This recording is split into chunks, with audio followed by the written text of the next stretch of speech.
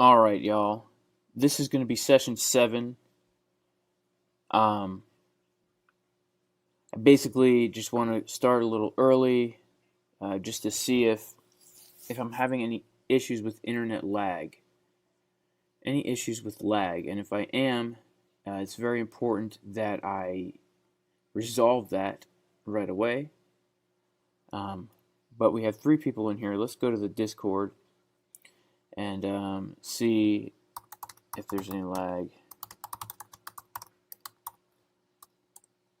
Let's see if there's any issues with audio, with video.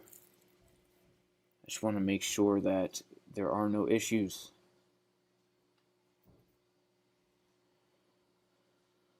Yeah, so we're just going to give it some time. Technically, we have 9 minutes, 8 minutes now until people get in here.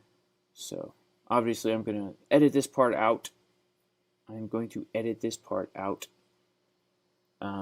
Okay, thanks, Ed. Appreciate it, man. Yeah, so it turns out that my internet was being used for some other things that I wasn't aware of during the other live streams. So I was getting the lag. But hey, live and learn, right? I'm actually paying way too much money for the fastest internet available in my area. I'm looking into some other options now because this is cable internet and it's just not the best. I'm paying way too much money for a very, very low speed upload. So cool. I'm just gonna wait for some peeps to get in here, y'all. You know what I mean? Thanks, CopCon. Glad to hear that. Thanks, Ed, CopCon. I am glad that glad you guys are here. Yeah, this should be a good stream, guys. It's really we're really gonna go deep today on Market Cipher. We're really gonna go deep. I think that this will, if you're new to Market Cipher, this will really open up a whole new world of possibility for you. When I show you kind of the way I use this, looking at it as a whole, especially across multiple time frames, because a lot of times people get stuck on a time frame, and if you can learn how to kind of like transcend that time frame mentality and just keep track of what's happening across multiple time frames, like switching back and forth and not losing sight of the overall picture, that is the goal of this. So appreciate everyone for being here right now. And yeah, just going to give it 6 minutes, 6 minutes for everyone to get in here. So what's going on, Premier Crypto? Yeah, right. FOMO the like button. Let's see if we can get 50 likes. Right, there's supposed to be 50 people in this live stream. So yeah, we will see. We will see what happens. Hope everyone's having a good day. I hope everyone is having a good day. Let me switch to my course charts here so that we can have some nice red and green candles. Right? I don't want everybody to get bogged down with the purple and the blue, although it is soothing to the soul. Let's see. Oh, here we go. It is soothing to the soul.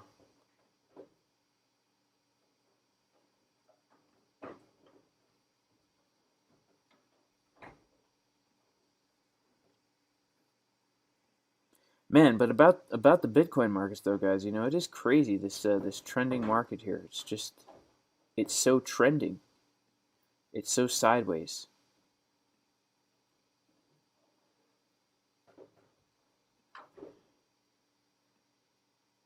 I don't know. I don't know what is going to happen here. I'm going to remake the video that I made of my live stream here because I want to discuss, when the 4-hour, 24-minute strategy is just unusable, like it is in this area here. How are we going to capitalize on these small moves? There is a strategy to do that. Um, but if we are really forming this symmetrical triangle right here, I would. It's going to be curious to see how this plays out. I could totally see it playing out in the bearish scenario. I mean, look at this. Look at this money flow, right? If the money flow really does come down a little bit, and if we do come down and retest this level right here, this is like a really key support. This 51.5 to 52,000 level, depending on what time frame you're marking the level on. I mean, this was such a significant level. I know I've been saying this for a long time, but not only would it allow things to cool off here, it would allow the Newpol chart to cool off so that we don't end up in euphoria too soon. And can you imagine the long entry we could have right here? Like, imagine if we just came down, we printed a nice anchor, money flow in the red. We come up, we print like a nice trigger, money flow curving back. I mean, if that happens, that would give us so much momentum. I could see us going up, $75,000, $80,000. We could get this nice long position, and that's like at least like a 40% move. I would say at the minimum. That's the kind of move I'm waiting for. That's the kind of move I want to see. All right, we got 3 minutes. 3 minutes.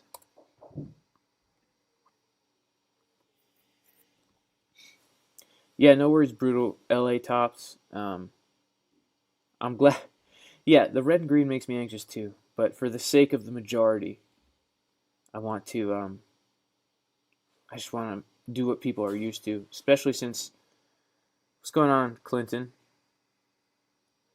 Yes, especially since like this is what people are used to. I want to make sure it's as clear as possible. But yeah, we got this clean bounce off of this triangle here after I redrew the triangle. I keep having to redraw it because every time you draw it, it looks like we're breaking out of it, but it turns out we get a bounce. And you just got to keep adjusting it. Keep adjusting it.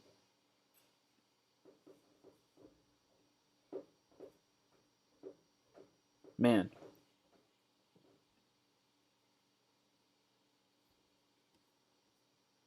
Yeah, I mean, it looks like, this bounce probably going to, if money flow curves into the green on the 1 hour,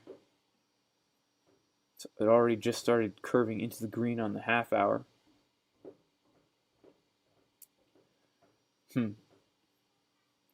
I do not like sideways markets, guys. That's why I like to be a swing trader primarily. It takes too much time, too much analysis. I don't have the time for that.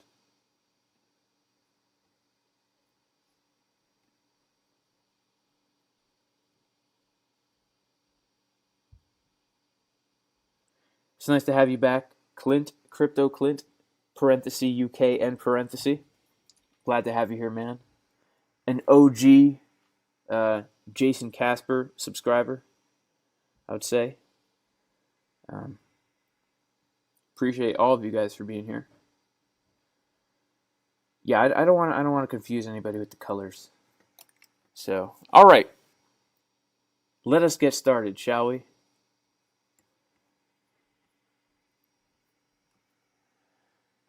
All right, y'all. Welcome to session 7, Market Cipher 102. And in this session, we're going to be going really, really in depth on Market Cipher B. And the goal here is to allow us to look at Market Cipher B as an entire structure. I know you hear me talk about that a lot, but it's going to go deeper than what I've talked about before in the course and in my live streams, because really our focus is going to be looking at Market Cipher B across multiple time frames and being able to identify the overall market structure and market direction regardless of what time frame we're looking at. And I think once we get this down, it will open up a lot of new opportunities for us to enter trades, because it can be very difficult to visualize the entire market structure if we're looking at a lower time frame, like let's say the 5 or 10 minute. And also, it can be very difficult to visualize the entire market structure on a higher time frame. And the reason for that is because signals start to appear first on the lower time frames, and they will start to appear last on the higher time frames. And so it's like people doing the wave in a big stadium, right? Where people start on the left, they raise their hands up, and then people keep on doing it until we get to the right. Um, that's what these time frames are like. And so what we should practice doing, and what we're going to learn how to do, is to be able to kind of tell what is happening regardless of the time frame we're looking at, and getting an overall idea of the market structure. So we're going to start with anchor and trigger waves, okay? Because when we all get market cipher, that's the first thing we learn about, are anchor and trigger waves. So anchor and trigger waves are used to determine the momentum of the market. There is some subjectivity involved with identifying anchor and trigger waves. When determining what waves are anchors and what waves are triggers, the primary focus should... Oh no, okay. Are we still here? I just got a notice from my streaming software that we were temporarily offline. Let me check the stream here. Okay, it's looking kind of good. It's looking like things are okay. That might have been just a little fluke. Sweet. Okay, sorry about that, guys. Sorry about that. All right, so I was saying that when we're looking at waves, anchor waves and trigger waves, when we're determining what waves should be considered anchors and which waves should be considered triggers, the primary focus should not be on individual waves, but instead on overall market direction. Now here's what I mean by that. Now, I know I've talked about this before in live streams and in the course, but when we're looking at Market Cipher B as a whole, we want to, when we're analyzing the market, take our brush tool and just start drawing on it. We want to start drawing on it, kind of connecting, in general, the waves together, okay? We want to connect the tops of the waves on the top of Market Cipher B, and we want to connect the bottom of the waves on the bottom of Market Cipher B. And this is not something that is an exact science, right? But what we're doing is we're getting the average. We're getting the average. Our goal here is to look at the average market momentum, and this will allow us to identify tops and bottoms of the market, right? Tops and bottoms. Let me see here.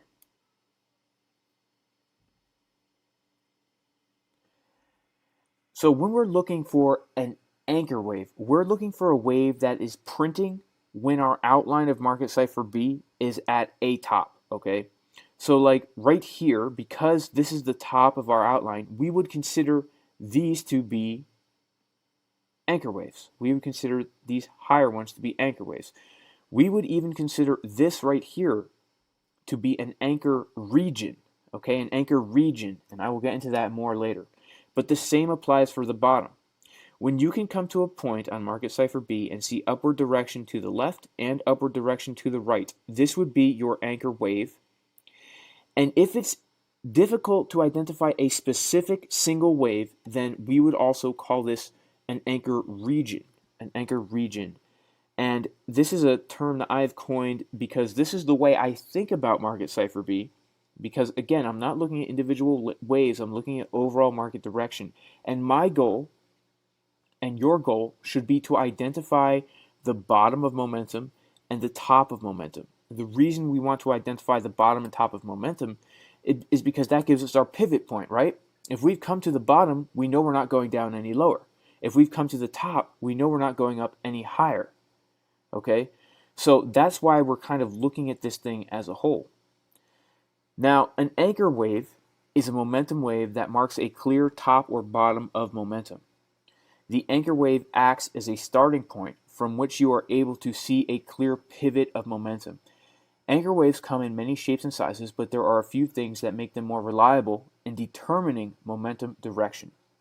So it's true that we can have anchor regions, okay, where in general we're looking for tops and bottoms. But if we are going to pinpoint a specific wave and say this is my anchor wave, and when I'm doing my technical analysis, I'm going to use this specific wave as my anchor, there are certain things we can look for that will make that anchor wave more reliable of a signal. Okay, first, printing below the negative 60 or above the 60. Okay, so this white line down here is the negative 60 line, as we went over in our last session. This white line up here is the 60 line. If we get a wave that comes down and prints a crossover below the negative 60 line, this makes it a much more reliable signal that we have reached a bottom and that we can indeed consider this a anchor wave. And in the same way, if we print a wave all the way up at the top, this gives us confirmation that this is a more reliable wave to use as an anchor if we are looking to use that wave as an anchor. And the reason I say looking to use the wave as an anchor is because really what we're doing is we are looking at the charts and we're trying to identify pivot points. Okay, I'm going to identify this as a pivot point. I'm going to identify this as a pivot point, let's say. And again, we need to tie this in with many other indications, but this is the foundation of how we're going to be using Market Cipher. Okay, then another thing is change in money flow color. Okay, this is also very important because if we can see that there is a change of money flow color, right? It crosses from the green into the red, and we also start to print a wave right here, which gives us a bottom below that negative 60 line. This is very significant. The reason it's so significant is because if we're looking at the money flow as money coming and leaving the asset, if money is leaving Bitcoin to the point where it's changing the money flow index from green into red, we know that a bottom is within sight. Okay, we know that we're coming near to a bottom. Now, how low that bottom is, that's left to be determined. But a change in money flow color and a low wave below the negative 60, this is a very good sign that we have reached an anchor. The same is true for money flow crossing into the green and printing a wave above the 60 line. Now, look at what happens as soon as we cross over. We start printing these very high waves, and if we just draw a horizontal line across the tops of these anchor waves here, we can see that this really is the top of momentum. All right, it's the top of momentum. Now, of course, we would not be looking to short up here because we can see money flow getting thicker and thicker, and we see that Market Cipher B is not printing anything below the zero line, which is an indication that we're in a very strong uptrend. Okay, but that's another point. The third thing we're going to be looking for is a clear top or bottom is visible. Again, I already went over this, but if we're coming down like this and we're just drawing on Market Cipher, we can see clear tops and bottoms, right? Clear tops and bottoms. Even if I took these waves off, right, and I will take them off just for example's sake here. But if I come in here and turn off my blue momentum waves, okay, I don't need those waves to say that this is the bottom, right? This area right here is the bottom of the momentum because I drew on my Market Cipher. I can see it without the waves. And so again, this would be my anchor right in this area. Even without the anchor wave itself, I'm still using this region as the anchor, which holds my ship in the ocean, right? That's what anchors do. They hold your ship in one place. This is holding our attention in one place from which we have as a reference point to direct all the rest of our trading, right? Without this landmark here, we have nothing to relate future direction to. This is the place where we're relating all our future direction to. So let me turn back on my light blue wave. Very beautiful. Look at that beautiful wave. I love it. Yeah, soothing to the soul. And my dark blue. Yeah, very soothing. Super soothing. All right, let's talk about trigger waves. A trigger wave is a momentum wave that is printing a clear direction in relation to the anchor wave. As long as you can see a clear direction, you can consider it to be a trigger wave. Here are some things to keep in mind about, this should say trigger waves. Sorry about that, guys. The more clear the direction, the more reliable the signal. Okay, so, right here are some great examples. When we see something super clear, so clear that it's like textbook, this is how it should always look, where we come down, we print a perfect bottom, and then we print like a very similar wave that just prints a higher low, and then another one that prints a higher low. This is very clear direction. If you can take a straight trend line and draw it perfectly through those 3 green dots or red dots, whatever direction you're going in, this is a super strong indication that these are going to be very powerful trigger waves. Okay. In contrary to that, we have this here where we're printing a bottom, but we have a snake eyes, a very reliable sign that we're at the bottom. But notice that this lower wave is still, money flow still in the green. This second wave here, money flow is in the red. It's a little bit more confusing. And then if we take our straight trend line and draw it straight through, it's not necessarily lining up perfectly with these next triggers here. Now that doesn't mean we should ignore these. It just means that they're not as powerful as a signal as these right here. Now of course these are still very nice looking waves, and we can see what happens as soon as we start printing these triggers here. Boom, we have this huge run up. But that's the first thing. We're looking for a clear direction. Now direction is always relative to our anchor wave, right? So let me delete these and just quickly show you that a lot of people get confused when we start printing things like this, like this, or like this, or like this, or like this. And they're like, well, how do I know if this is a trigger wave? How do I even know, is that even a wave? Well, yeah, it is a wave. And the reason is because whenever the blue waves cross each other, they're printing a wave. And that will confirm with one of these dots here. And the reason these are still valid trigger waves is because this is our anchor. This is our point of reference. This is where our attention is anchored to. And everything that happens from this point onward, we are comparing to that original anchor. So is that wave higher than the previous waves? If so, then yes, I would consider that a trigger wave. And again, this is on average, right? If we take let me turn off money flow real quick so we can see this better. But if we take, what's going on here? Here we go. Let me turn off money flow real quick. If we just take a straight line and draw it from our anchor all the way up here, right, we could say that the majority of the green dots are printing right along this line. Yeah, we have some outliers, right? We have this thing here. We have this thing here. We have this thing here. But in general, most of them are just continuing upward. And so I would even consider this a trigger wave. I would even consider this a trigger wave. But the most important thing is that the overall structure is still showing that upward motion. That's the most important thing. And this is why there is some subjectivity involved in identifying different waves on Market Cipher, because it's not always going to be as perfect as we would like. Okay, there is some interpretation that needs to happen here, right? Price action is never going to happen textbook. It's never going to happen textbook. Sometimes it will. It's very rare. In general, we need to just identify the overall pattern, the overall structure, and work with what the market is giving us.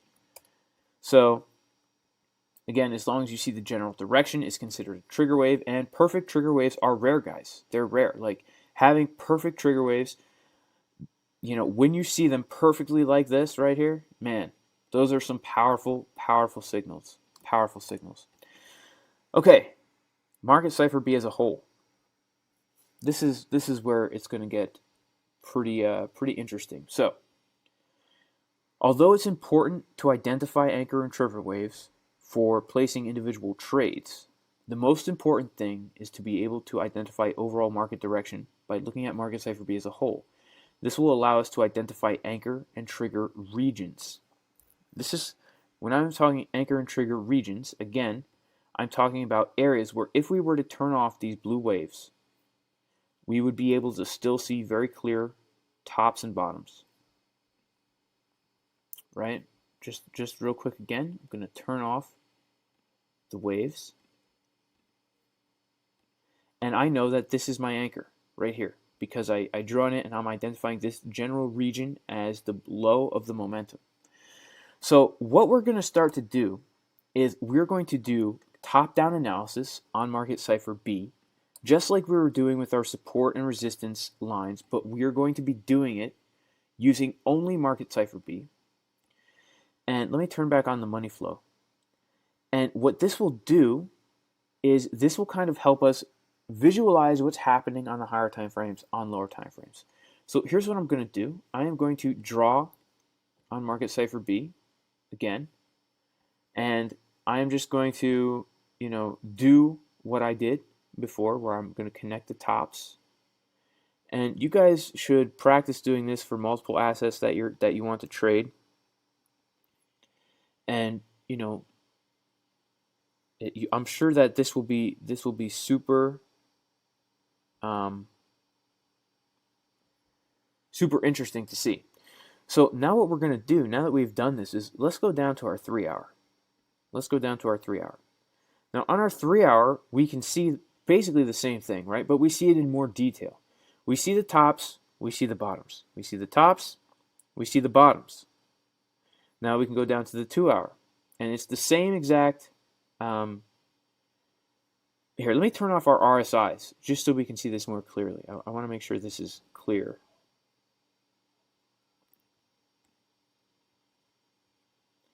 Yeah, there we go. And let me turn the view up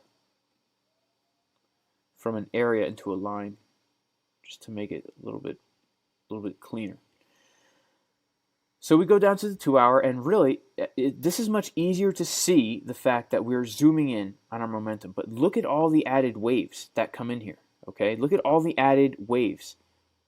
Right? There's a lot more waves, and not only are there a lot more waves, but there's also a lot more money flow action, right? Like right here, we can see the money flow curving from the green to the red, from the green to the red. Now, we can keep doing this. We can keep going down to maybe, let's say, the 24-minute.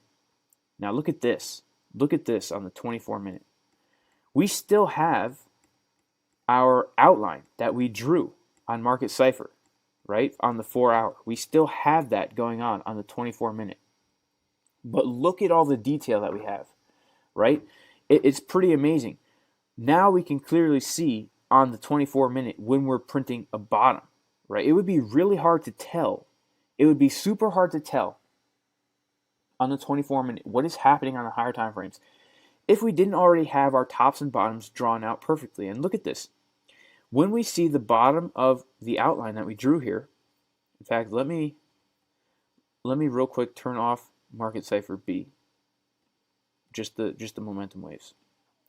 Right here, like we have all these bottoms printing on the 24-minute, right? Look at all of these big green dots. 1, 2, 3, 4, 5, 6, 7, 8, 9, 10, 11, 12, 13, 14, 15, 16, 17, 18, 19, 20, 21, 22.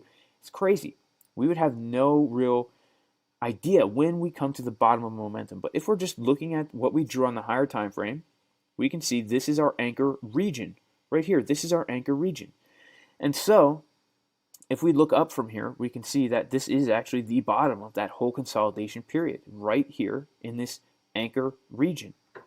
And so now what this does is this gives us, when we're looking at these lower time frames, it helps us understand what is also happening on the higher time frames so that we don't get lost in all these ups and downs, okay?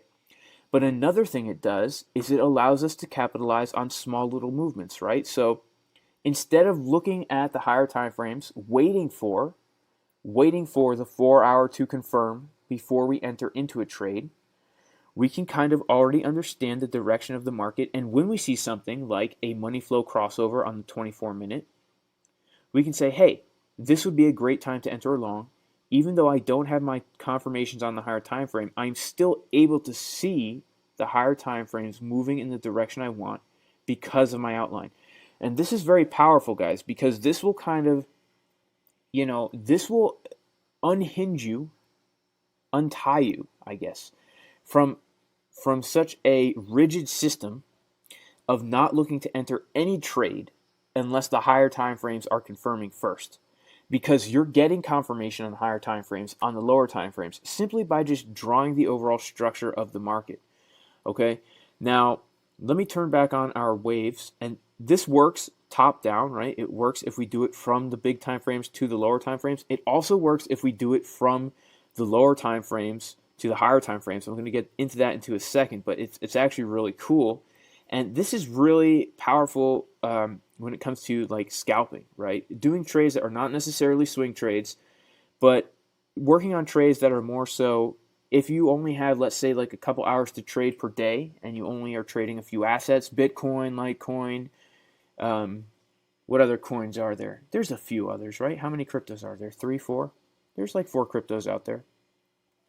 Because look, I'm getting my clear direction upward. I've hit my anchor region, and now I'm seeing a clear direction. Now keep in mind, this is the 24-minute time frame. So 2 candles is about 50 minutes, give or take, right? 2 candles is a little less than an hour. So look at all these opportunities that we have to go long here when we know direction is going up on the larger time frames, right? We know it based on our drawing. And so every time I see something like this, right, where I have my anchor and then I'm getting a trigger with a money flow crossover, that's just a perfect opportunity to enter a long. Boom, we enter that nice long. You could enter a little short if you wanted to, but we know overall market is moving up. So, the next time we have this nice anchor here, we have a nice trigger up here with a money flow crossover. That's a perfect little long entry.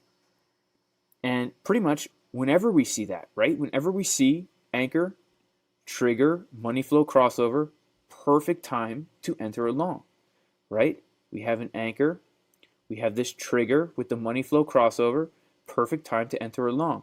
And the thing is, guys, this kind of, like I said, it unhinges you. Is that the right terminology? Unhinging? Like a door? I don't know. Untie? Unyoke? Like an ox plowing the field with a yoke? This will unyoke you from having to wait for all those confirmations, like on the 4-hour, 24-minute strategy. It's a great strategy, right? I always say 4-hour, 24-minute strategy is no brains, all gains, right? Because you don't really have to think. You just set your alerts and do what it says, and you're probably going to do pretty well and make some significant profit. But this is a little bit deeper than that, because instead of waiting for your 4-hour dot, right, you already kind of say, okay, I see that the 4-hour is moving in this direction anyway. I don't need a dot to tell me that, because I've drawn on it and it's telling me, yeah, we're heading up. So now whenever I get my confirmations on these lower time frames, I have an opportunity to go long. Because think about it, obviously we know price does not just head in a straight line. It ebbs and flows. It ebbs and flows, flows and ebbs. And so if we know that we're going up, right, like in this whole region right here, if we know that in general momentum is moving up, that means whenever we're getting a money flow crossover, we're going to get a little spike in that upward momentum, because it just ebbed downward and now it's going to flow up, and then it ebbs down and then it's going to flow up, right? Ebbs down and then it's going to flow up. And if we're careful to really just follow the simple confirmations on here, right? Anchor, trigger, money flow cross, anchor, trigger, money flow cross, anchor, trigger, money flow cross, anchor, trigger, money flow cross. What? Sorry, guys. Got to keep it professional in the courses. That's my new mixtape coming out. It'll be out in the summer. Stay tuned. Yes.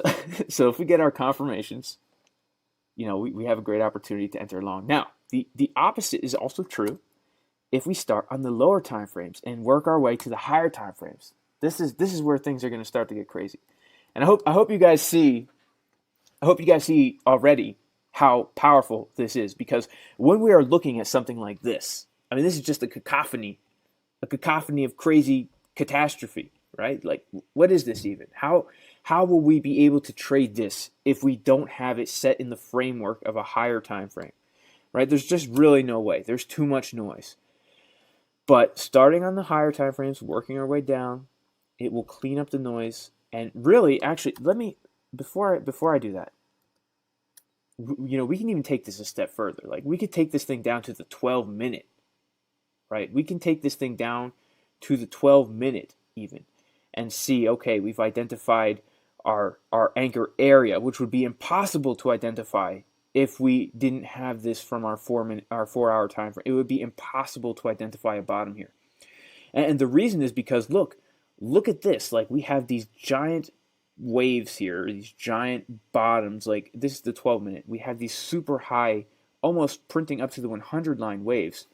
If we don't have our overall market structure mapped out, we would be totally lost, right? So we can just see this is our anchor region. And then if we're going to drill in here, zoom in here, and just take a look, what would happen if we, with our higher market structure? I mean, this is some powerful stuff, guys. You're not going to see this on cable TV or satellite TV, okay? This is exclusive for the Jayson Casper Market Cipher trading course, all right? This is some VIP stuff here, all right? We get this snake eyes, a trigger, and a money flow cross, and we literally enter on the bottom, right? We literally get in on the bottom, at the bottom, okay? This is some powerful stuff, y'all. I hope y'all can see. This is powerful, okay? Again, right? We know now that the market is going up, right? Because we have our anchor region. We come over here. We get this nice bottom, this perfect formation right here, right? We could have entered right here because we had a bottom 1, 2, 3 triggers in a row. We could have entered really on any of these triggers and price trade sideways for a while. Or we could have waited for the money flow cross in this trigger right here. That would have been a sweet entry. But, we could have, if we just waited for this tight trigger, we could have, again, entered the exact bottom and ridden this thing up. Let's see. Let's see where else. Look at this. Bottom. As soon as we get the money flow cross right here, get a nice little pump. Pump. Is it the best move in the world? No, it's not. Because, the lower the time frame, the less accurate. But look at this. We have right here, we have our anchor, we have a trigger, we have another trigger that confirms as soon as money flow crosses, we let's say we enter on the next candle. Even though it's not the biggest move in the world, if we're just trading on these lower time frames, that's still 2.65% move. And if we don't get the whole move, right? Let's say we don't get the whole move, a 1.3% move if we're not diligent, And then again, look at this. We have these nice bottoms, and money flow crosses over. We could have gotten this nice little move right here. I mean, each one of these candles is 12 minutes. So this is not like we're scalping on the 5-minute time frame, but if we get this anchor and money flow crossover, we get a nice little move right here. About 1%. So the smaller the time frame, here's what you're going to find. You're going to have these massive, awesome moves where you catch the exact bottom. And then you're going to have moves that are not necessarily the best. They're not necessarily the best, but it's rare that you will find a loss, right? If you just follow your confirmations here. Again, this one right here, we had an anchor, trigger, could have made a nice little move here. Right here, again, we have anchor, trigger. As soon as the money flow crosses over, get a nice 1.18% move there. But, if we were to enter here, and let's say we put our stop loss below the last swing low, like we should, then if we had entered right here at this money flow crossover, even though we would have been in drawdown for a little bit, we still, if we had hung in that trade, would have entered on the exact bottom, which would have been, okay, not the exact bottom, almost the exact bottom, and we could have taken this thing up for a 4.93% trade. So this is going to take some experimentation on your part because you need to find a balance between lower time frame. What I mean to say is you need to find a time frame where you can be confident in the signals, and you want to be able to catch the bottom as much as possible without risking losing too many trades, right? Because the 12-minute, I think, is the lowest you should go if you're going to be outlining the 4-hour and then entering into trades. If you can identify these bottoms right here, man, you can get some awesome trades on the 12-minute. And really, the issue with the 12-minute is that there's these money flow crosses that happen fast, and you might not have time to say, like, you have no idea if this green money flow cross right here is going to be one of these big ones or if it's going to be one of these little ones. So that's why sometimes the 24-minute is better, because the money flow crosses are much cleaner, right? It's rare that you're going to have these smaller money flow crosses on the way up, right? Because this is still on the way down, but once we start to come up, once we reach our anchor region here, right? When we start coming up, we're not really going to have those just kidding green money flow crosses. So the goal is to find a happy medium where you don't have too many just kidding money flow crosses, but you can still enter as close to the bottom of the moves as possible. Okay, so now let's talk about doing this from the bottom up. Okay, from the bottom up, let's start, let's say, on the 5-minute time frame.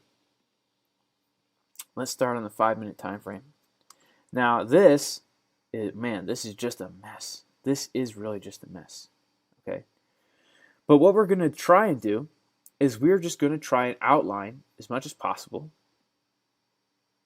what's happening here, and mostly I'm going off of money flow. Okay, on these lower time frames, it's not so much the momentum waves as much as it is the money flow, because that's really what we're going to be able to look at more so. Okay, and what this does is this will kind of give us the general flow of the market on these lower time frames, which is important. It's very important, and the reason it's important here, let me redraw this. It's important because on these lower time frames, we are printing so many waves that if you don't have some kind of clean line to look at, I mean, how could you even possibly like trade this, right? We have bottoms everywhere, just bottoms everywhere. It's very hard to get a reference point.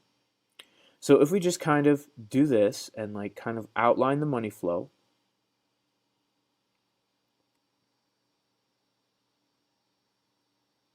in general, this will give us some kind of structure that we can kind of use.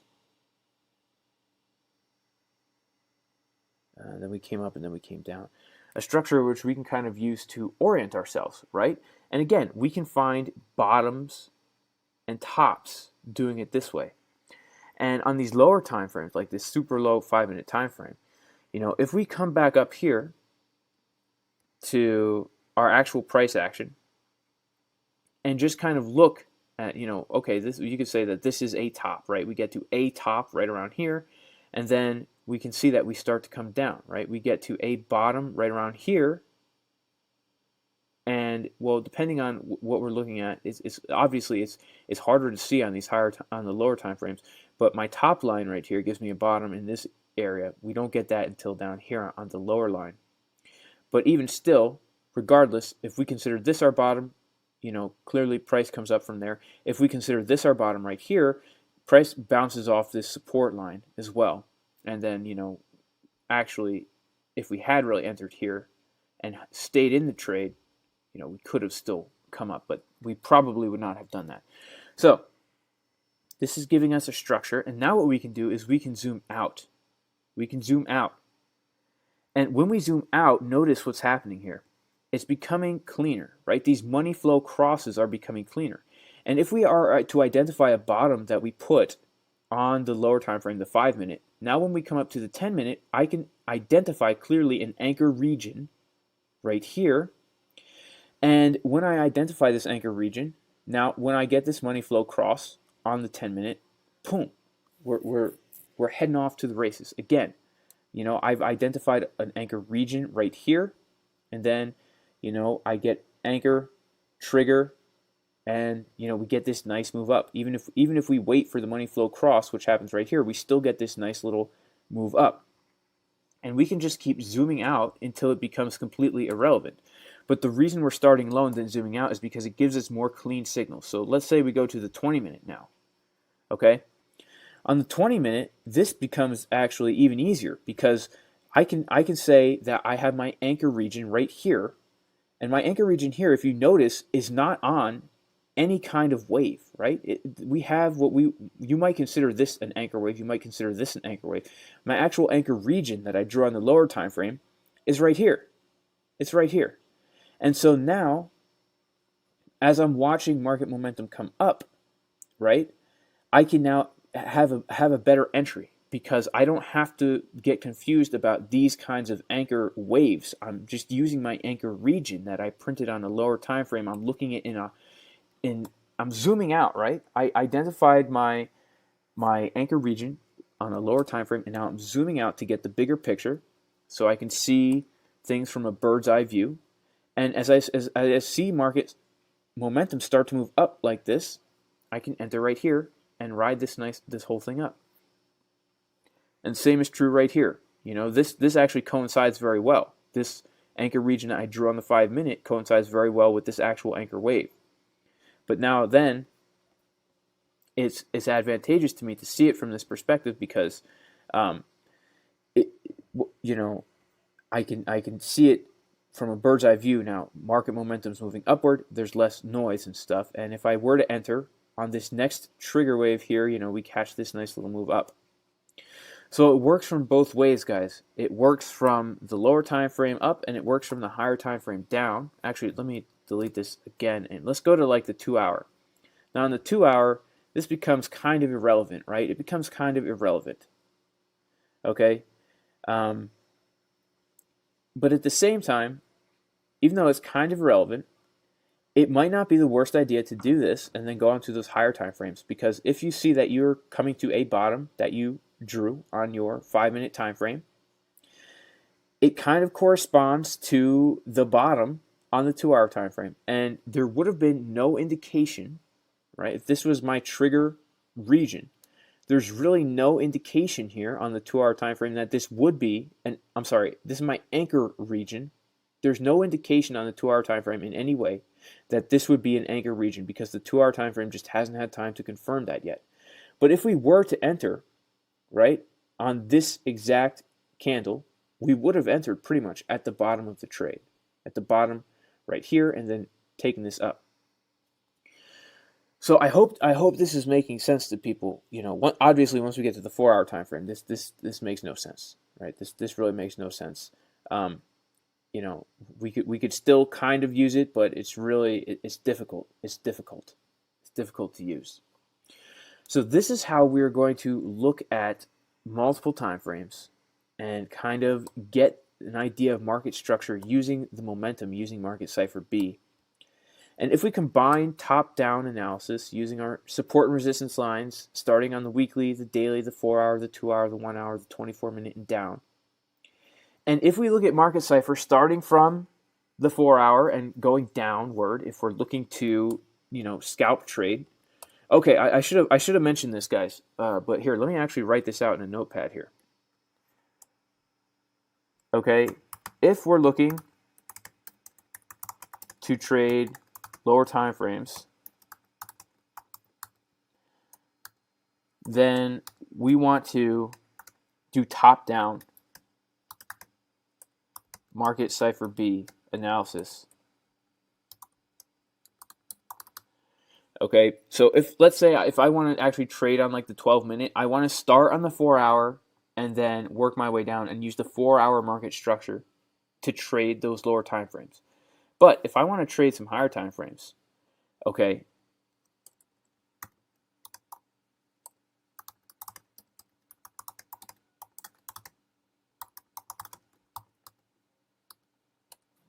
this is where we want to start at the bottom. We want to do bottom up market Cipher B analysis. And the reason for that is, guys, if we're starting on the 5-minute and we are drawing the overall direction of the market, it's going to tell us what the higher time frames are doing before they do it, right? Because I am drawing on market Cipher B. I'm coming down, I'm coming up, I'm coming down, I'm coming up, coming down, up, down, up, down, up, down. And then again, I'll just kind of do it on the bottom here.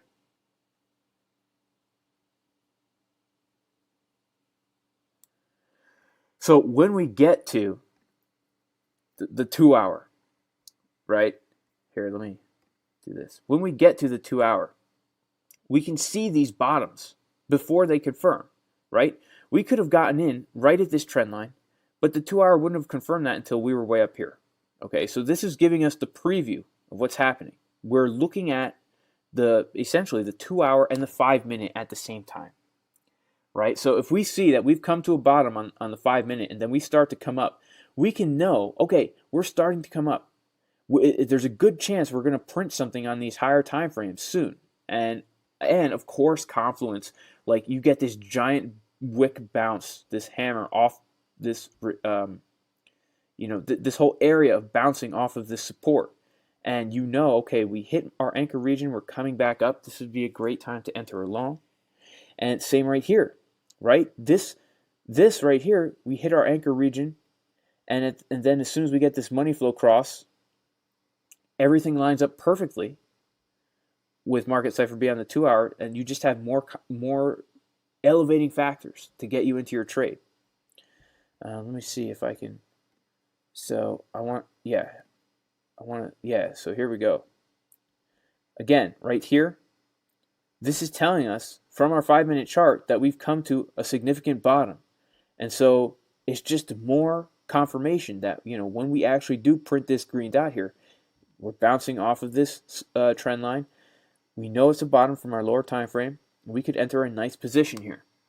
So I really hope this makes sense to people, but this is a way to get beyond simply creating an algorithm for yourself. And don't get me wrong, I love algorithm trading, but this is more free flow style, right? This is more free flow style where you're not necessarily looking for A, B, C, D, E, F, G, H, I, J, K, L, M, N, O, P, but you're kind of just looking at things in general and saying, where is the market taking us? Where is the market taking us?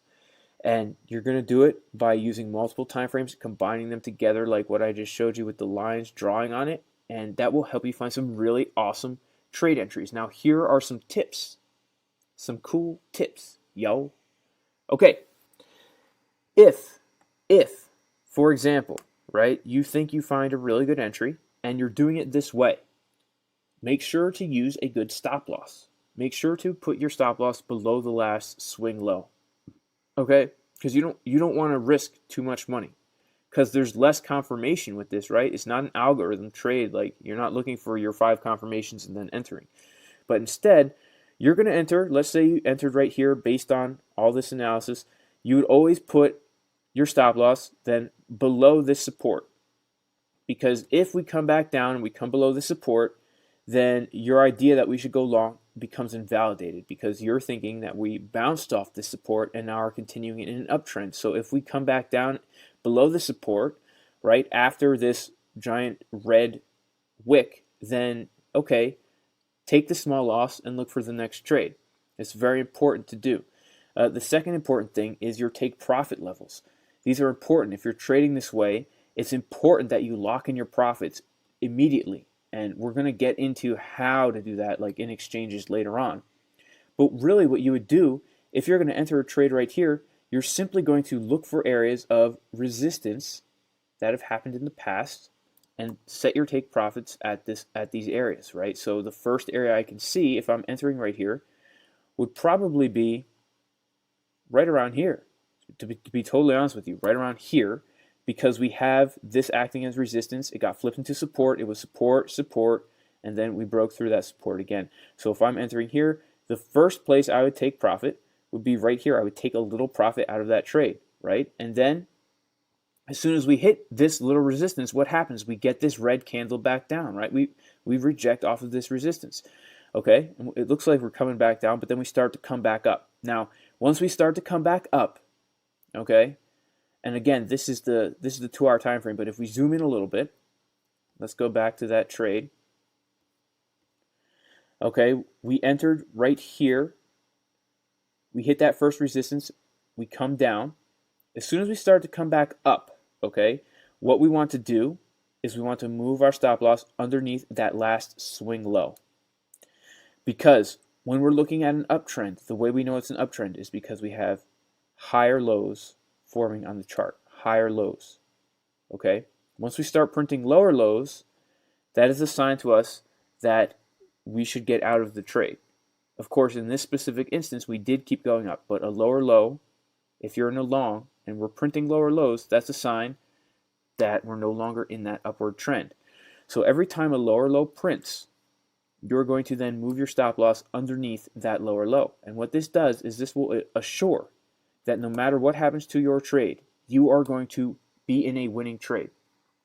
This is very important, very important. And obviously we're going to get more into that in later sessions, but I just wanted to point that out because when we are not trading with confirmations and it's more of a free flow looking at the general market direction, we want to make sure that we have tight stop losses. When I say tight, I don't mean close to your entry.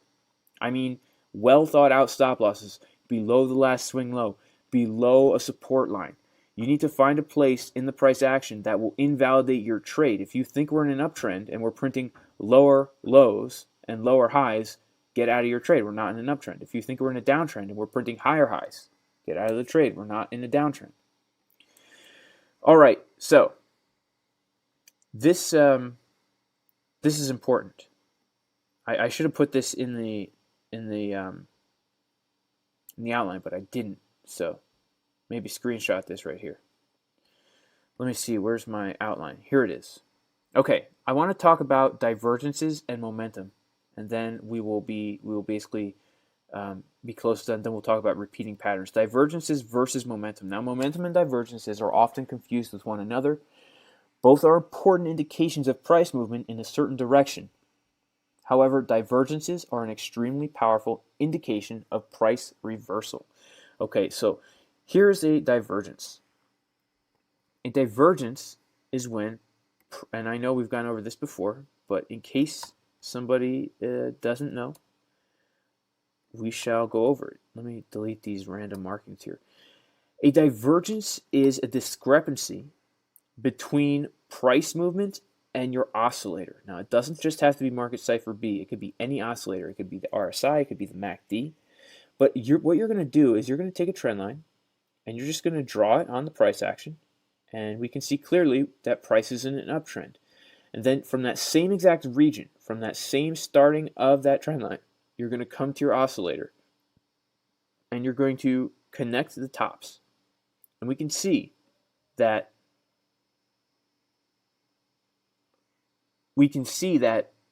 price is going up, momentum on our oscillators are coming down. This is called a divergence, okay?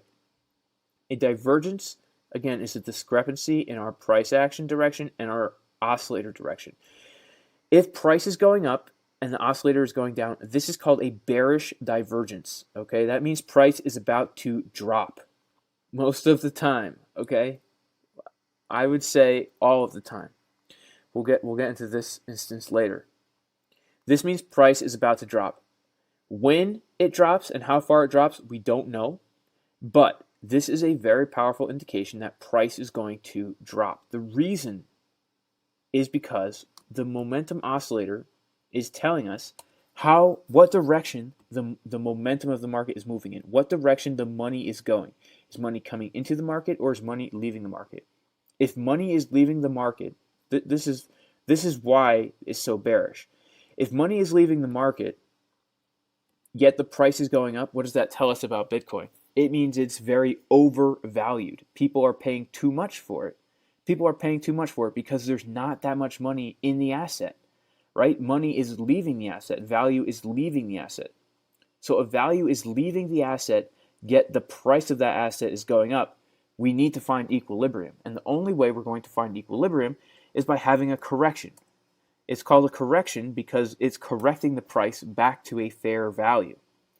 Okay, again, right here, we have this very blatant divergence where price is going up like this, okay? And our oscillator is coming down like this. And then we had this weird weekend pump, right? We had this weird weekend pump, but what happened immediately after that? Boom, we dropped. We dropped all the way back down to the starting point where we started to print that divergence because Bitcoin was getting overvalued. And there were a lot of factors at play here, right? The CMA futures gap or whatever, or the fact that it was on a weekend, whatever. We could debate F2 pool, I don't know. But regardless of what happened, we did get a drop after that. We got a drop after that. And in hindsight, It's easy to see. At the moment, I remember there were some things going on.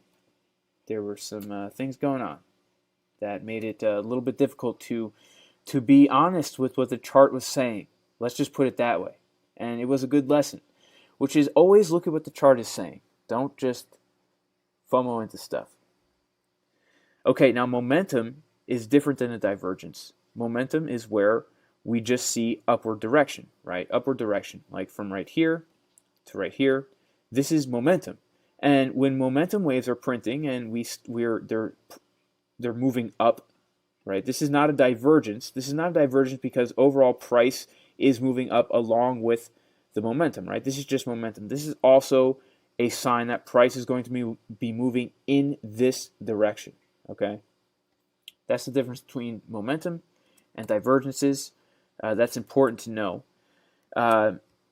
Let's talk about a bullish divergence. I don't know, do we have any bullish divergences here? Let's see. Would this be considered one? Yes, this would be considered a bullish divergence right here, where we can see the momentum is clearly moving upward, right? But price is clearly from this point here to this point here moving downward. This is a bullish divergence, telling us that money is coming into Bitcoin, yet the price of Bitcoin is coming down, so we need to have a correction upwards to give Bitcoin its fair value again. Okay, those are divergences. Just other things to look for when we're looking at Market Cipher B. And the last thing I want to talk about is repeating patterns. Okay, repeating patterns, finding these patterns is a great way to project what price will do in the future. This is possible on any time frame, but it works best on higher time frames. So if we come to our 4 hour, let's look for repeating patterns. I mean, we see that we have this awesome bull trend where Market Cipher B prints nothing below the zero line. Then we have this crash consolidation period, and we get this bottom.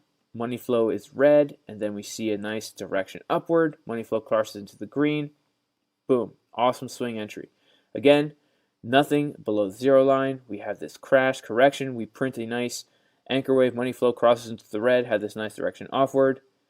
As soon as money flow crosses over, boom, off again. So now, I don't know what's happening here, right? Should we be waiting for a similar pattern? Yeah. I don't see any reason why we shouldn't wait for perhaps money flow to come down here, and then we print a nice bottom, and then we print some nice trigger waves, and then money flow crosses over, and then boom, we're off again. Looking for patterns like this, because price action and market cycles, they tend to repeat. So if you can find patterns on Market Cipher B, that can give you great ideas for entering trades. And we always want to be looking at Market Cipher B to see how things repeat. And they're not always going to repeat in the same way, but we can see 3 instances of a pattern that keeps repeating. So if we're seeing a pattern repeat, 2 or more times, keep an eye on that, because that will kind of help you make decisions, especially when it comes to entering longer swing trade positions. We could see something similar like that happening back here as well, where we come down. We had this pretty big, crash thing back here in September. I mean, it seemed pretty bad at the time. I don't know. It's so funny how insignificant these things seem. But I remember, back when this was actually happening. Wow. Hang on, guys. Let me come back in time here.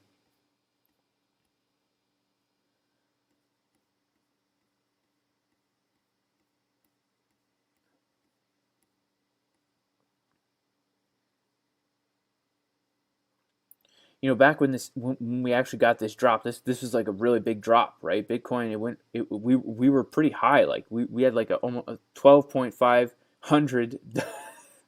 Bitcoin, and then we crashed all the way down to like 9,000. This was a pretty big, significant kind of crash here, and so we had that same pattern: money flow in the red, and then we print these nice, triggers, and then as soon as we have a money flow crossover, we had this nice run upwards.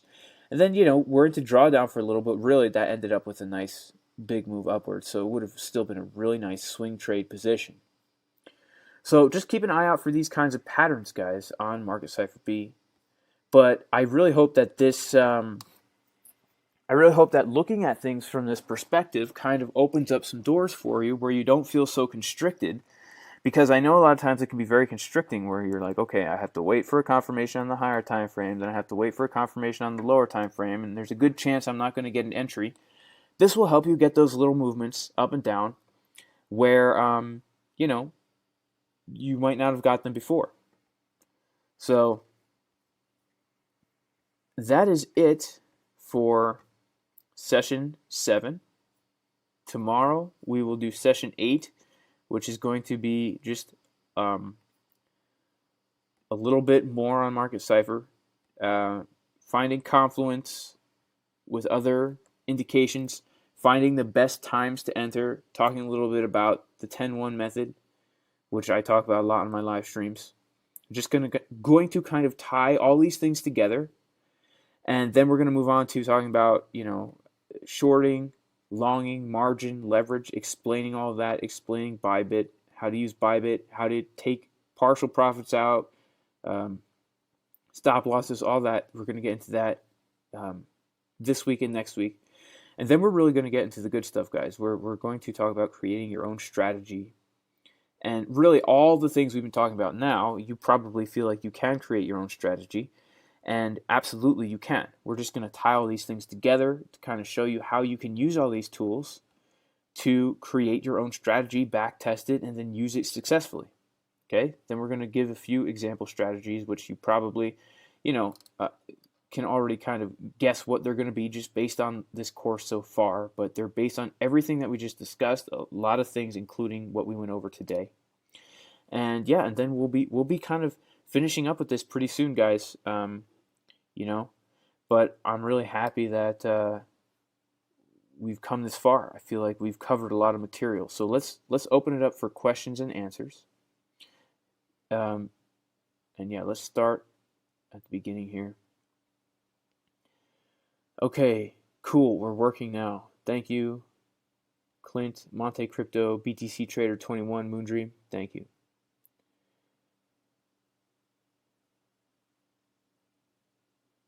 Premier Crypto says Wolfpack ID is identifying the money crosses accurately on the lower time frame. Can you elaborate on that, man? I don't quite get it. I make babies. It looks like spotting those bottoms when going from low to high time frame works in retrospect. How can you tell looking into the future?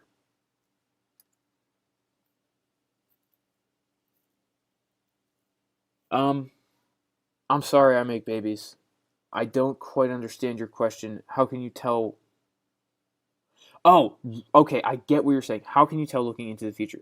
That's great. That is a great question. Okay.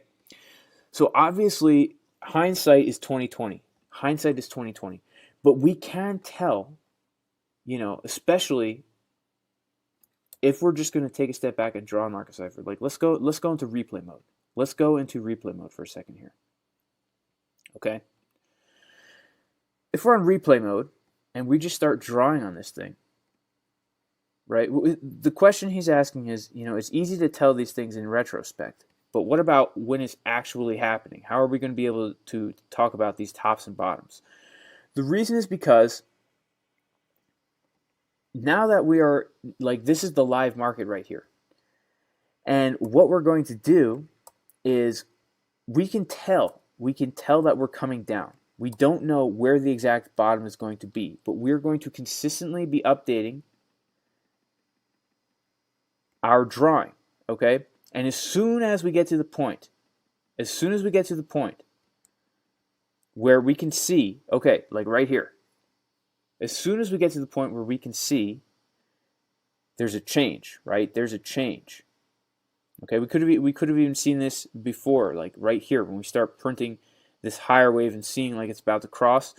This would be the point now which we drill down into those lower time frames and look for longs on those lower time frames, right? We do need to wait for it to confirm that we've come to an anchor region. That's a very great point, I make babies, and thank you for bringing that up. We need to wait for confirmation that we've come to an anchor region here, okay? We won't know that this is an anchor region until we have some kind of reference, secondary reference point where we can have 2 points from which we say, okay, we have this clear bottom. And as soon as we print that clear bottom, this is when we start looking for longs on those lower time frames. So we're still waiting for the higher time frame to confirm a anchor region, and that is when we start drilling down to even the 24-minute, 12-minute to find those long entries. Okay, so it's not like you're going to be able to catch the exact tops and the exact bottoms, but the fact that you're drawing on this thing and you can see, even before all this other stuff is going on, you can still see the direction of it before it happens. And the same is true for the lower time frames moving upwards, right? We're going to have to wait a little bit before we confirm a bottom on the lower time frames, but that bottom on the lower time frame is still going to have us identify an anchor region way before we would ever confirm on a higher time frame. So if we're coming to the 5-minute and we are doing things like this, where we're looking for tops and bottoms, and we're coming up like this, down like this, up like this, down like this, up like this, down like this, and again, like this, like that, like this, like that, like this, like that. We have to wait until we confirm this bottom right here, right? And before we can start looking on a higher time frame. But the thing is, this right here, right, where we can tell that we're starting to come up, right? This is still telling us we have upward direction before it will get anywhere near starting to print on those higher time frames, right? Before we get anywhere near starting to print on those higher time frames. Because if we come to the 30-minute time frame,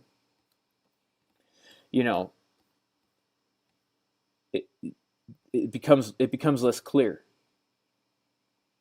Here, let me delete this crazy thing I got going on here. I can't delete it, but the lower time frames are they're giving us a preview. Like the perfect example is here on this 3-hour time frame. We already got our reference point, our bottom point here. Okay, we already got it down here, so we're predicting. Okay, we know where this is heading, and the VWAP on the 3-hour is starting to point upwards as well. So, I wouldn't go from 5-minute to 3-hour. I would go from 5-minute to 20-minute. I would go from 20-minute to 1 hour, and take it time frame by time frame. Take it time frame by time frame. But really, if this really is a bottom here, based on our 5-minute time frame, and we see we have this snake eyes on the 1 hour, and we're waiting for a green dot to print up here, we could capitalize on this move from right here, and kind of determine what is going to happen on the higher time frames from the lower time frames. But again, when we're doing this, it's important that we don't just go based on Market Cipher B alone. We want to make sure that we are looking at everything, such as support, resistance, trend lines, Fibonacci, moving averages, and tie it all together. But it will allow us to find those entries, those really great entries, on both the higher and the lower time frames. Okay. Does that make sense, I Make Babies? CopCon, my question to divergences: for how long are they valid? When can I consider that the divergence has played out and the further price action is not included by the divergence? Thanks. Yeah, so that can be kind of tough. That can be super tough. And the reason it can be so tough is because of what happened right here, right? Where we had this divergence, and then I thought we were out of the woods here. I really did. But that's why, it can be difficult. That's why this is more of like a harbinger, right, of what's to come, and not necessarily. But here's something. I'm sorry, CopCon. Let me just say this. I would say that 9 out of 10 times, if you see a divergence forming, it's going to play out very soon. There are these rare occasions where it will not play out. It's a rare occasion. There are certain time frames, like when we get to the daily and weekly time frame, we're kind of in uncharted territory here. I don't think we have ever had bearish divergences on these higher time frames before. I don't think we have ever had this before in the history of Bitcoin, where price is going up and momentum is going down on the weekly time frame, right? We have never had this before. So we're in some pretty uncharted territory here. So there's not really any way to look back and see what has happened in the past when this kind of thing happens. This could be a very bearish signal. Okay, if we're just going to be honest, this could be an extremely bearish signal. We could have a major correction. And if we did, I mean, we could be looking at like a $40,000 Bitcoin again before we come back up. So this is not something to ignore. But in general, a divergence will play out. And so 9 out of 10 times, if you see a divergence, you can expect it to play out. If it doesn't play out right away, be cautious and still expect it to play out. The world is gone. Okay, Jay, when you talk about long swing trade position, how much time are you talking about? And on the 4 hour, it looks like it's going into the red, so long is not a good idea. The world is gone. So when I'm talking about a swing trade position, I like to stay in there for at least a week. And yes, the money flow is going into the red on the 4 hour. This is not a good time to enter a swing long position. Not a good time at all. Okay. Springboard. Let's take this for example. If we look at the money flow coming down currently on the lower time frame, and we're projecting that a lower wave is possible, wouldn't we take a short knowing fairly certain that momentum is cooling off? Yes, Springboard. Absolutely. Yes, you would. And the thing is, you would want to make sure, again, if you're longing or shorting, that you're finding good entries. And when I say good entries, I mean it's always very helpful. Let's say you're shorting, right? To find a good entry means you find a position where you can place your stop loss in a place where you're not risking a lot. So let's just say, for example, this was our 5-minute chart. We came up, now we're rejecting off this resistance level here. Okay, this is a great short entry because you can put your stop loss above this resistance, knowing that, if price comes and hits this, then momentum is not going in the direction that we thought. Okay, so you would want to find areas where the money flow is crossing and we're printing those lower momentum waves where you can enter a short with a stop loss that gives you a great risk to reward ratio, where let's say you're going to short down to this support level. Okay, if we were going to short right here, right at the end of this red candle, let's say that money flow was crossing into the red at this red candle here, the last swing high, we'd have to put our stop loss way up here, which means we have all this to lose, and we only have, if we're shorting down to the next support, this much to gain.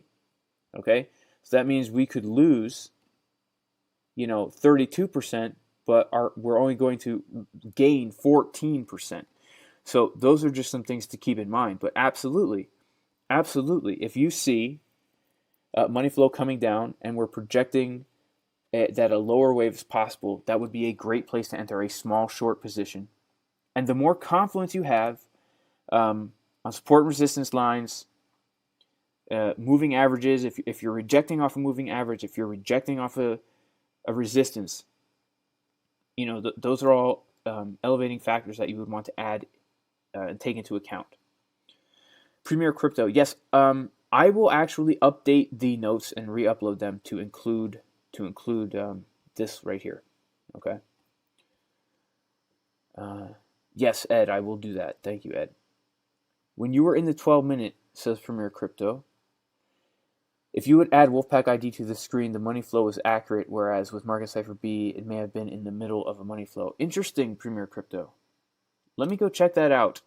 Premier Crypto, he has discovered something fantabulous, and I am going to check that out here. Let's put on Wolfpack ID.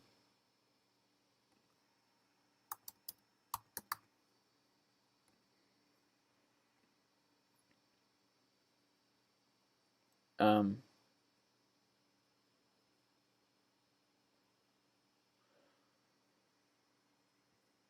I see that the Wolfpack ID. I guess I'm not sure what you're seeing here, man, and I apologize, but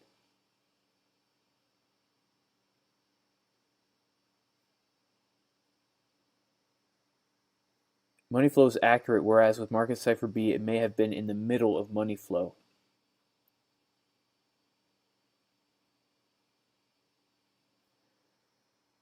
This is the 12-minute here. I guess, are you talking? I'm not. I'm.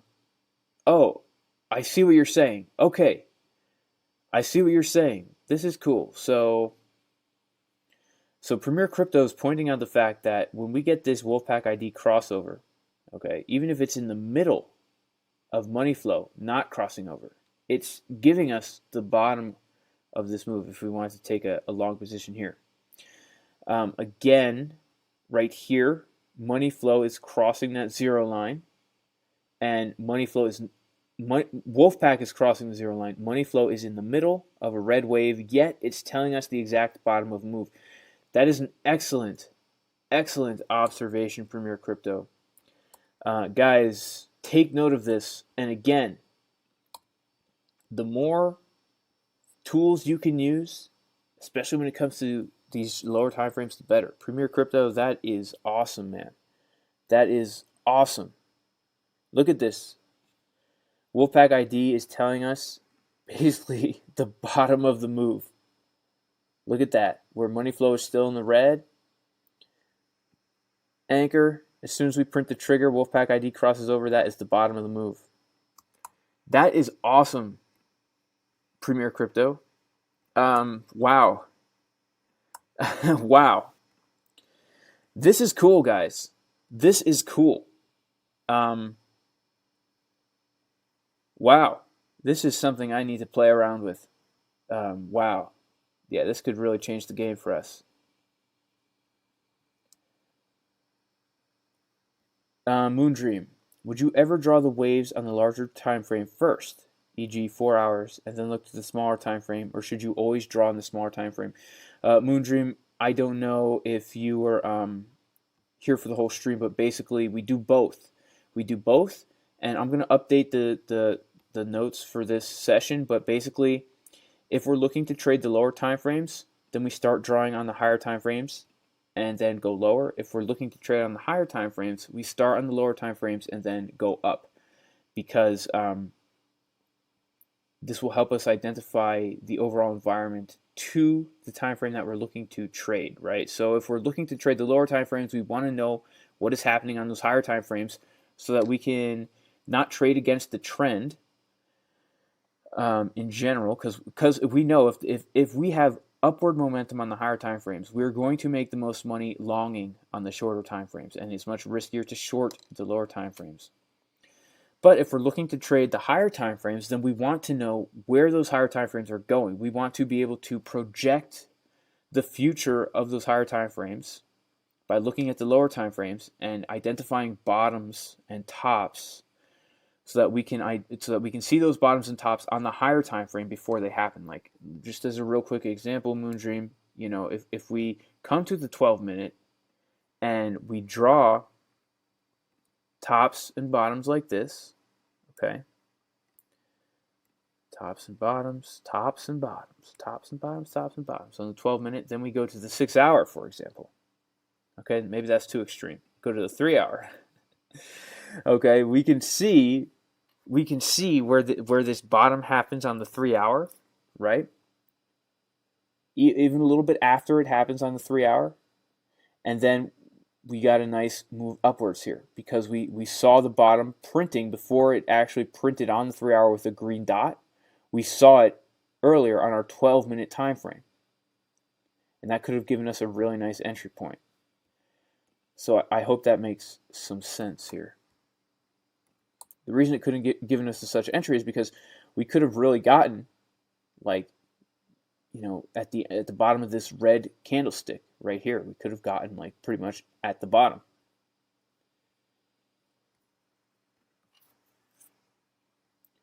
Yeah. Premier Crypto, thank you.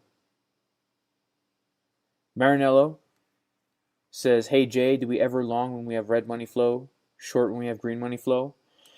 I would never long, so it depends. Like if we have green money flow on the 4 hour, there's nothing wrong with shorting on the 5 minute, right? But if we have red money flow on the 5 minute, I would not long unless you know that it's the bottom, right? So there's absolutely nothing wrong with longing right here on the 5 minute when we have this red money flow. But the problem is we don't know if this red money flow wave is going to be small like this or stay like this. I mean, look, we have a bottom here, just like we have a bottom here. And when we printed this bottom, instead of coming up like we did here, we just kept going down. So you need to make sure that you have confirmation that money flow is going to curve back up into the green before you just long during a red money flow. Okay, now we definitely want to look for longs during red money flow. We want to look for longs. And, Premier Crypto just brought something really awesome to the table, which is, this wolf pack will confirm before the move happens, right? So it confirms while money flow is still in the red. That would have given us a really nice entry here. But then again, it confirms here while money flow is still in the red, and that would have gotten us stopped out. And then again, confirms here while money flow is in the red, that would have gotten us stopped out. So especially on these lower time frames, you need to have lots of confirmation. You need to make sure that you have some kind of reference support or resistance or moving average that you can use for a stop loss, because it's really easy to get sliced up here, right? Our eyes are always drawn to those moves that happen, like this, where money flows in the red. We could have entered long here as soon as Wolfpack confirms, and boom, we get this really nice long position. We see this really nice long position. Then there's 3 trades in a row where we would have lost. So, just keep those things in mind.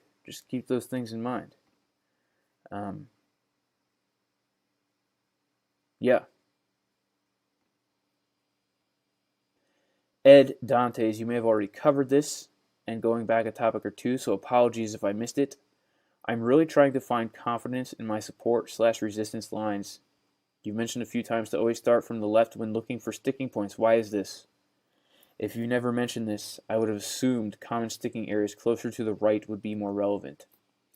Great question, Ed Dantes, and I do cover this in my support and resistance session. But the reason why the left is more significant than the right is because we're looking at what happened to price historically. If we look at price action over time, I don't know how that happened. If we look at price action over time, we can see that price tends to retrace to areas of liquidity, okay? Areas where there was a lot of buying and selling. So if I'm starting on the left, right, and I want to see, where did price spend a lot of time buying and selling? Where does price spend a lot of time trading, right? I would say right here would be a level, because look, we came up and this was a resistance, and then we had an indecision candle right on this line. It was a resistance again, and then it became support for 1, 2, 3, 4, 5 days in a row. Okay, so now that we have like an entire 8-9 days of price trading on this zone, this is a zone of high liquidity, right? There's a lot of buying and selling. There's a lot of liquid Bitcoin coming in and out of the market at this zone. And so if price is going to retrace or correct, okay, it is probably going to correct back to this area where there was a lot of liquidity, so that the market can adjust itself and continue on upwards or downwards. And so we want to know what happened in the past, because that will tell us where price is likely to retrace to in the future. Okay, so we always want to start to the left. And now we have this strong level of support right here. This zone where, if price keeps breaking below levels, we could see it retrace back to this $46,500 level, because the market tends to like to go back to those areas of high liquidity. These would be areas of high liquidity, also called buy zones, right? Buy zones. I'm sure there's a lot of people right now who are, investors. We could put one here too as well, and we're at one of those areas right now, right? We're at one of those areas of high liquidity right now. But I'm sure there's a lot of investors out there who are just looking at the charts saying, okay, I want to get into Bitcoin. And of course, we don't know if it's going to come down to this level, but they say, this is an area of liquidity. This would be a great buy zone. If I can get in here, this would be a very fair price, because Bitcoin was trading here for a long time. And so we will see what happens. We will see what happens. I will say one thing. This is looking super, super kind of bearish here. So, wouldn't surprise me if we come down to this level here, right around here. Oh, this is the level I've been looking at for so long on my live streams, this 51.5 level. And the reason why is because when we look to the left of the chart, it was resistance, support, support, support, resistance, resistance, resistance, resistance, resistance, support, support. And it only makes sense that we would come back down to this zone of liquidity, this nice buy zone. And I do consider this a buy zone here. This is where I would preferably want to enter a swing long position and hold that thing for a number of weeks.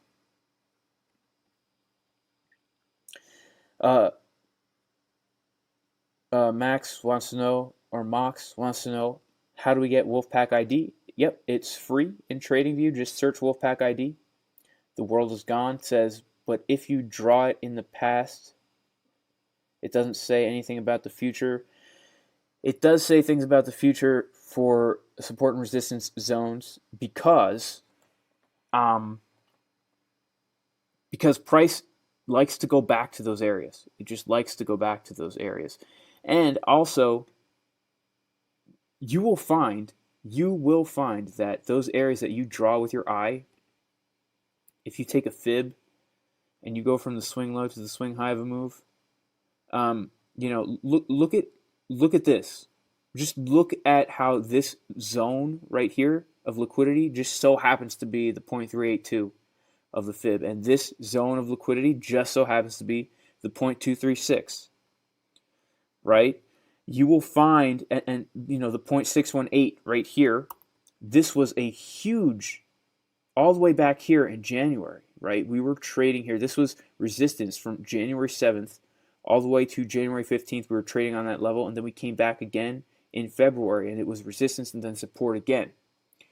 So, and it's so crazy. We had the 0.382 right here. We have the 0.5 here.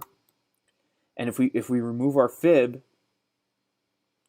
and just are left with the lines, they lined up perfectly with our fib. And so it's more than just what happened in the past. There's there's market psychology involved with this, and people are trading using these levels. There's a lot of things involved here to keep in mind. Springboard says, I wonder if anyone did support and resistance recently and compared the price with the Michael Saylor's conferences with top tier companies about Bitcoin to see if there's any movement after the meeting. That's a great that's something to totally check out for sure. For sure, something to check out. Cool, guys. We got about 5 more minutes. I will be taking a few more questions, and we're gonna have to cut the stream. We're gonna have to cut the stream, y'all.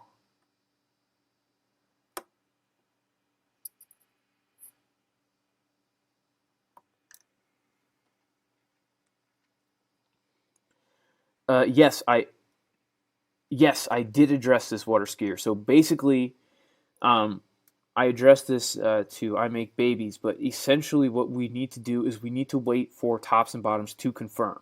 And what I mean by that is if we're on a 5-minute, or let's say we're on a 12-minute time frame, okay, just as an example, we would need to wait for a bottom to confirm before we can consider it a bottom. Okay, so if we're printing, this is a great, like I put it on replay mode right here. Okay, let's put it on replay mode. And we're drawing tops and bottoms, right? We're just drawing on Market Cipher with our brush, our good old brush. Okay. Before I can consider this a bottom, okay, we're going to be constantly watching this. I need to be able to see another wave print that gives me a clear direction. So I can say, okay, we have confirmed that we printed a bottom, and now momentum is moving back upwards. So if we start to just replay this, okay, so now as I'm watching this happen in real time, I would need to then adjust this and wait until I actually print waves that are telling me we've come to a bottom. And this will still allow us to project what's going to happen before it happens on the higher time frames, right? Because when we're doing this on the lower time frames, okay, see right here is where I can see that we are starting to get that direction upward. So this is on the 12-minute time frame. We're still going to be able to front run our 1 hour, our 2 hour, our 3 hour by a long time, even though we have to wait for this to confirm. But now that it's confirmed, we can say, okay, we know that we've come to a bottom on this lower time frame. Now let's go up to the higher time frames. And, do you see how we need to wait until we have the confirmation of an upward direction on the lower time frame before it's considered confirmed, and then we would go to our higher time frame, right? Then we would go to our 2 hour. And on the 2 hour, we're printing this bottom here a long time before we print this green trigger wave on the 2 hour. So we can enter on the trade at the bottom of this red candlestick here because we got our bottom on the 12-minute right down here. Right down here, right? But we still have 4 hours before we would get a confirmation on the 2 hour. So we can really get in right at the bottom of the move. So even though we're still waiting for confirmation on those lower time frames, we're still going to get in before those higher time frames confirm because we still see the direction changing. So nothing is going to help, it's not going to be the exact, but it's going to be close to getting those exact bottoms. Just make sure it's confirming.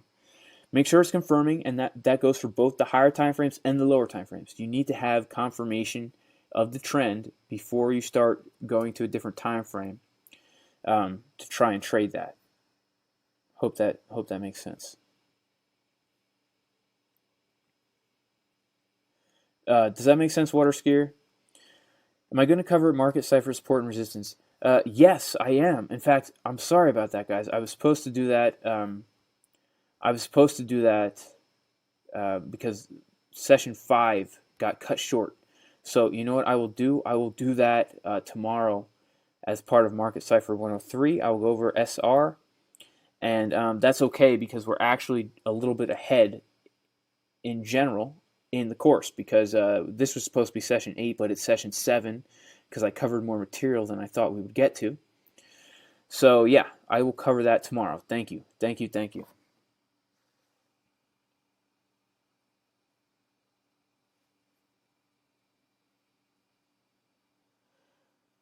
Water Skier. So if you're looking to, you don't necessarily need to wait for the higher time frames to confirm the lower time frames. You definitely need to wait for the lower time frames to confirm the higher time frames.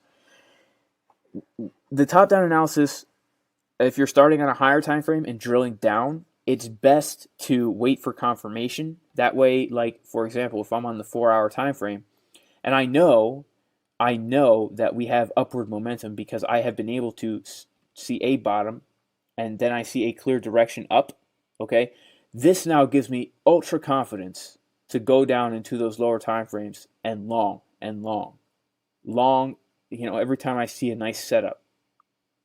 Because I know these higher time frames are telling me we're going up. And so when I go to those lower time frames, whenever I see money cross over from red to green, I'm like, all right, this is a great long opportunity. And vice versa, right? When we see something like this, where we see a clear downward direction, then I would go to my lower time frames and I would short, I would short, I would short. But you don't have to wait for the higher time frames to confirm, because they take a long time to confirm. But it gives you that added confidence, and it lets you see what's happening on the higher time frame, on the lower time frames. It lets you look at the higher time frames and the lower time frames at the same time. So right now, on the 4-hour, well, it's a little bit strange. It's weird right now because we've been trading so sideways. We don't have, even Market Cipher B is sideways, right? Even Market Cipher B is sideways. So it's tough. It's tough in these sideways markets. But actually, I'm going to make a video. In fact, I'm going to make it as soon as this stream is over, where I am going to go over trading trending markets, how to find good entries in these sideways markets. All right, let's see if we have any more questions. All right, guys, I appreciate all of you for being here. We're going to end this now, and tomorrow at 2 p.m. Eastern Time, I will see all you guys again. We'll be going over Market Cipher SR, finishing up Market Cipher, and then we're going to get into some other good stuff. So God bless all of you, and I will